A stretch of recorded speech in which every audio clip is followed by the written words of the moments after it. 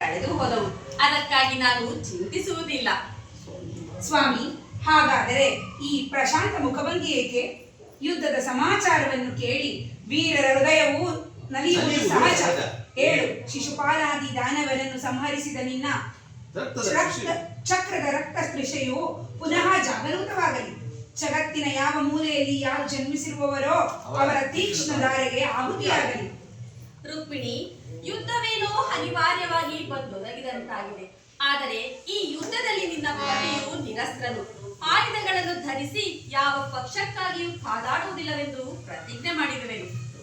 ಪ್ರಭು, ಹಾಗಾದರೆ ಈ ಶಯನಾಗಾರವನ್ನು ಹೊಸ್ತಿಲನ್ನು ದಾಟದಿರಲು ಒಂದು ಅನುಕೂಲ ಕಾರಣ ದೊರೆತಂತಾಯಿತು ವಾಸುದೇವ. ನಿನ್ನ ರಾಜನೀತಿಯ ಕೌಶಲ್ಯವನ್ನು ಈಗ ತಿಳಿದೆನು. ಇದು ವಿದ್ಯಾರ್ಥಿ ಪರಿಹಾಸಗಳ ಕಾರ್ಯ.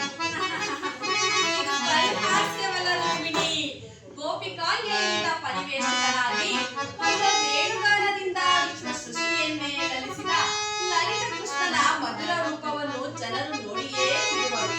ಕಂಸ, ಶಿಶುಪಾಲಾದಿ ದಾನವರನ್ನು ಲೀಲಾಮಾರ್ಗದಿಂದ ಸೆರೆಹಿಡಿದ ಅವನ ಪ್ರಚಂಡ ಅಟ್ಟಹಾಸದಿಂದ ಜಗತ್ತಿನ ಹೃದಯವು ಈಗಲೂ ಕಂಪಿಸುತ್ತಿರುವುದು.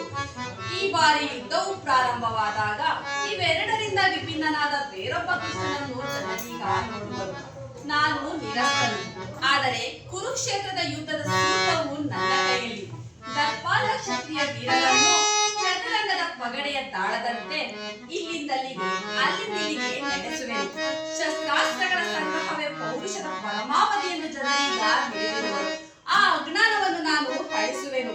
ಮಾನವನ ಮನಃಶಾಂತಿಯು ಶತಕೋಟಿ ಶಸ್ತ್ರಾಸ್ತ್ರಗಳನ್ನು ಪರಾಭವಿಸಿ ವಿಜಯದ ಭದ್ರ ಪೀಠವನ್ನು ಏಳಬಲ್ಲದು ಎಂಬುದನ್ನು ಜಗತ್ತಿಗೆ ತೋರಿಸುವೆನು. ಸತ್ಯ ಪ್ರಕಾಶದಿಂದ ಜಗತ್ತನ್ನು ಬೆಳಗುವೆನು. ರುಕ್ಮಿಣಿ, ಈ ಕುರುಕ್ಷೇತ್ರದ ರಕ್ತ ಪ್ರಳಯದಲ್ಲಿಯೂ ಸಹ ನನ್ನ ಈ ಕೈಗಳು ಸ್ವಚ್ಛ ಹಿಮದಂತೆ ನಿರ್ಲಿಪ್ತವಾಗಿರುತ್ತವೆ.